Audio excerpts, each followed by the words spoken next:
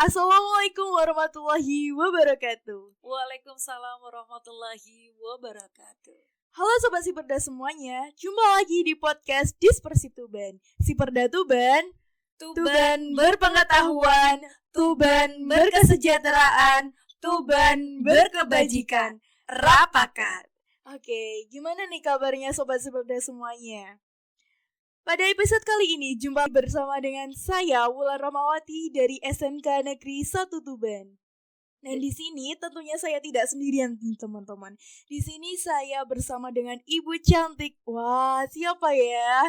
Menggabung untuk menyapa Sobat Siperda. Halo Sobat Siperda, perkenalkan saya Farida Nurlaila. Saat ini saya sedang bertugas di SMK Negeri 1 Tuban sebagai guru bahasa Inggris.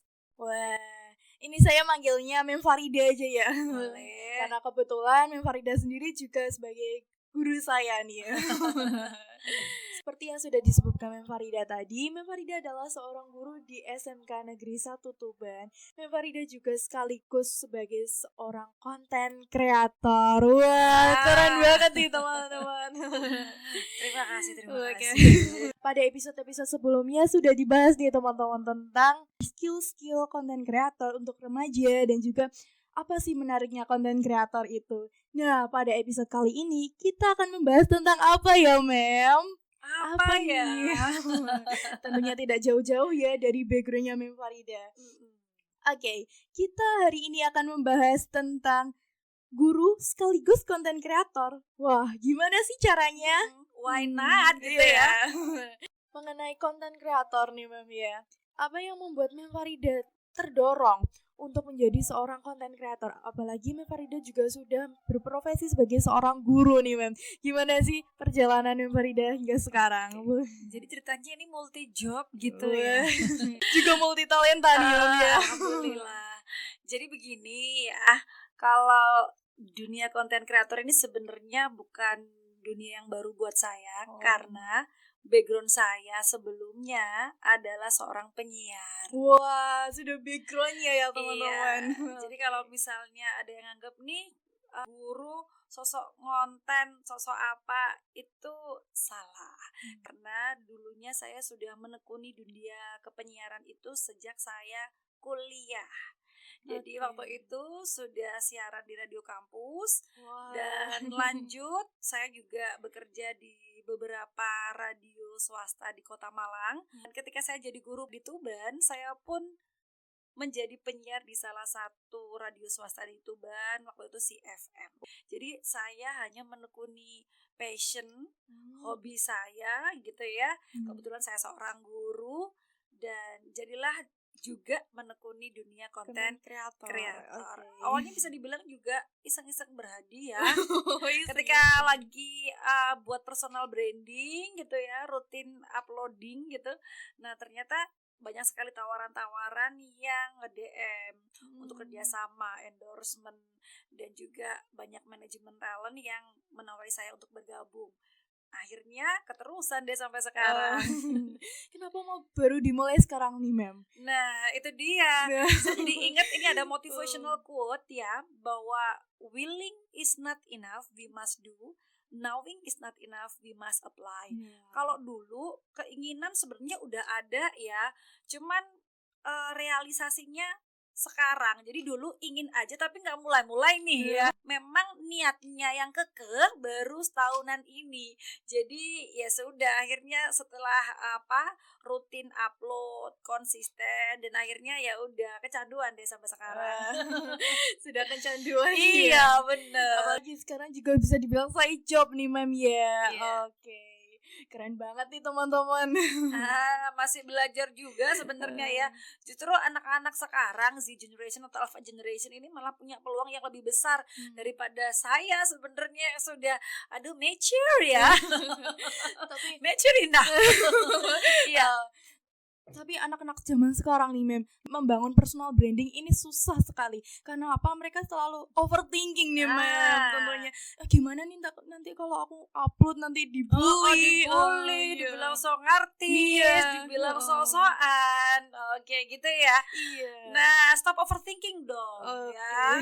Jadi kita nggak akan tahu gimana kualitas kita atau kemampuan kita kalau kita tidak mencoba. Iya, Jadi sekarang ya, di dunia sekarang, dunia yang serba teknologinya sudah canggih, dan memang Anda ini sebagai seorang Z generation atau Alpha generation, ini peluangnya lebih luas loh, lebih besar sebenarnya untuk terjun di dunia content creator. Even kalian tidak ingin menjadi seorang content creator pun, personal branding itu sangat penting gitu ya. Kenapa saya bisa bilang begitu? Karena sekarang untuk melamar kerjaan, setelah di interview misal nih, itu juga akan ditanyain gimana personal branding kamu di sosial media.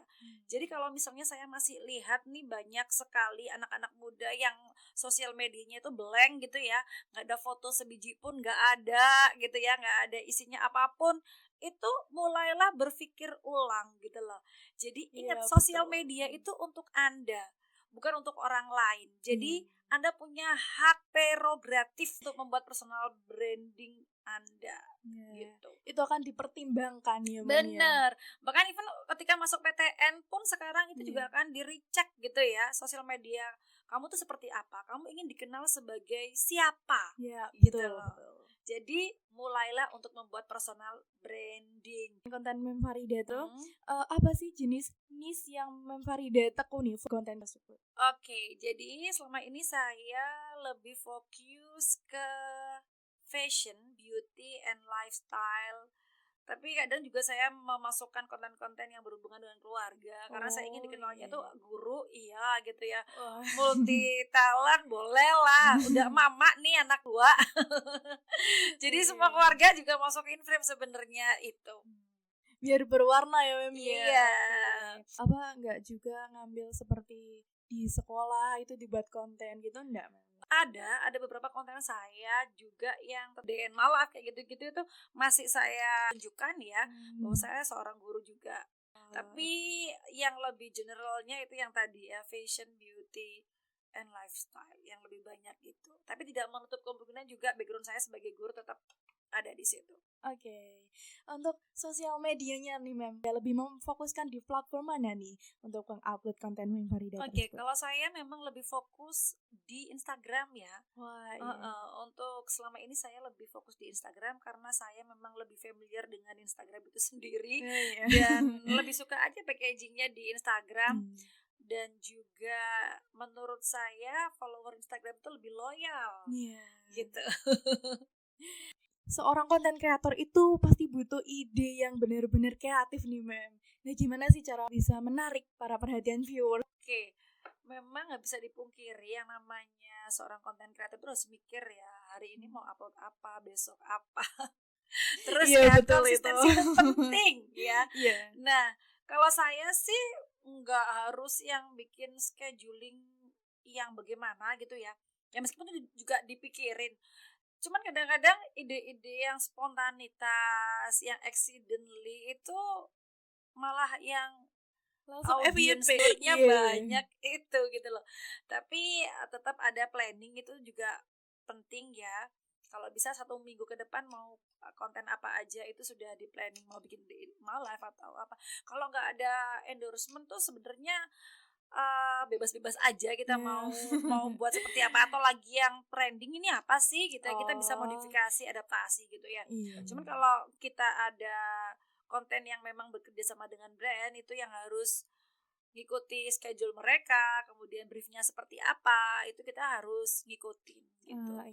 Nah teman-teman perlu diketahui juga nih bahwa misalnya menjadi seorang konten kreator itu yang pertama itu harus konsisten ya Mem ya. Bener, konsisten. Iya.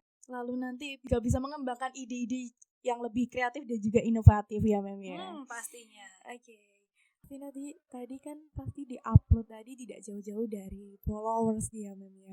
Pastinya bagaimana cara membangun komunikasi followers dan juga audiens dengan Mem Farida, bagaimana nih Mem?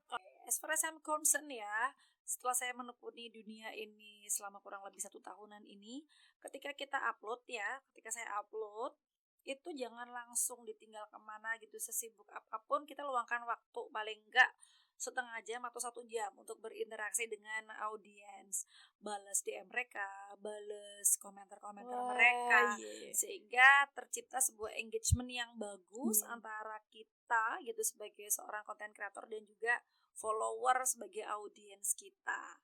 Jadi begitu. Ya tentunya sebagai seorang audiens sendiri saya juga senang sekali ya Mem ya kalau komen terus habis itu dibales gitu seperti ya. diberi feedback nih ya. Wah betul. senang banget nih kalau lain kali mau dia komen lagi gitu pastinya. Wah ini salah satu trik ya Mem ya. Betul sekali. Yang harus diterapkan jika menjadi seorang content creator. Iya betul. Tadi kita sudah membahas nih tentang konten-konten yang Mem Farida upload di sosial media. Dan sekarang sih boleh di-spill dong siapa nih di balik layar dari konten-konten Mem Farida nih. Jadi saya ada tim khusus sebenarnya ya. Wah siapa tuh? Tim khusus. Jadi awal-awal saya terjun tuh ada tim khusus. Saya hire secara profesional juga. Kemudian ternyata anak saya ini yang notabene masih duduk di kelas 5 SD ini ternyata diam-diam tuh jago editing. Akhirnya saya fasilitasi juga, dan selama ini juga dia salah satu yang support saya untuk menciptakan konten-konten. Wah keren banget nih ya. Iya. Wah, perlu ditiru nih Sobat Siperdap. Anak kelas 5 SD dia sudah bisa jadi seorang editor nih. Sobat Siperdap jangan kalah loh ya. Iya.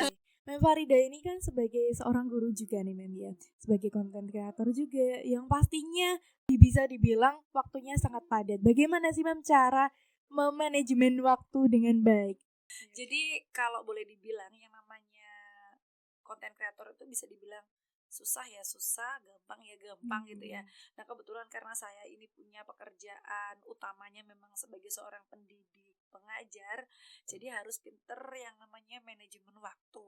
Nah kalau saya selama ini tuh kontennya bisa di sela-sela hari libur ya, Sabtu Minggu saya memang fokuskan untuk konten, dan untuk daily weeknya itu ya, daily itu ketika saya berangkat sama pulang sekolah biasanya seperti itu. Jadi kayak stok di jalan sambil nyetir apa coba diambil video gitu kan, jemput anak gitu juga apa gitu. Jadi karena kita ngomong kayak gitu, ambil aja atau stok aja buat apa video-video nanti kita olah kayak gimana jadi konten. Jadi itu sih, jadi sama sekali tidak mengganggu tugas saya sebagai seorang pengajar ataupun pendidik. Jadi pinter-pinter aja mengatur waktu. Yang terakhir nih Mem, boleh nih disebutkan harapan Mem Farida dan juga pesan dari Mem Farida untuk Sobat Siperda dan juga tentunya buat saya juga nih Mem. Oke, untuk Sobat Siperda, mulailah untuk membangun personal branding. Apapun cita-cita kalian ya, mau itu jadi content creator atau enggak gitu ya, buat personal branding itu penting. Segera warnai sosial media kamu dengan bio yang luar biasa sehingga orang tuh tahu kamu tuh ingin dikenal sebagai siapa, kemampuanmu seperti apa, seperti itu. Stop overthinking, start doing, stop scrolling, and start producing. Ya, betul banget nih Mem. Buat Sobat Siperda, jangan overthinking seperti yang dibilang Mem Farida tadi. Kita tidak boleh takut dengan apa yang belum kita mulai. Tiap pengalaman adalah guru yang paling berharga. Jadi kita semua sebagai generasi milenial harus bisa membangun personal branding, apalagi di teknologi yang sudah canggih nih Mem ya. Benar sekali. Masa sih mau kalah dengan yang lebih mature daripada kita ya. Iya, contohnya saya ya. Oke Sobat Siperda, jangan lupa like dan juga subscribe akun podcast Dispersif Tuban, dan tunggu episode berikutnya yang lebih menarik ya. Dan juga jangan lupa Sobat Siperda untuk follow Instagram dan juga TikTok Siperda Tuban. Sekian perjumpaan dari kami pada hari ini. Semoga apa yang kami sampaikan bisa bermanfaat untuk kita semua. Saya Wulan Rahmawati dari SMK Negeri 1 Tuban. Saya Farida Nurlaila. Kami pamit undur diri. Wassalamualaikum warahmatullahi wabarakatuh. Assalamualaikum warahmatullahi wabarakatuh.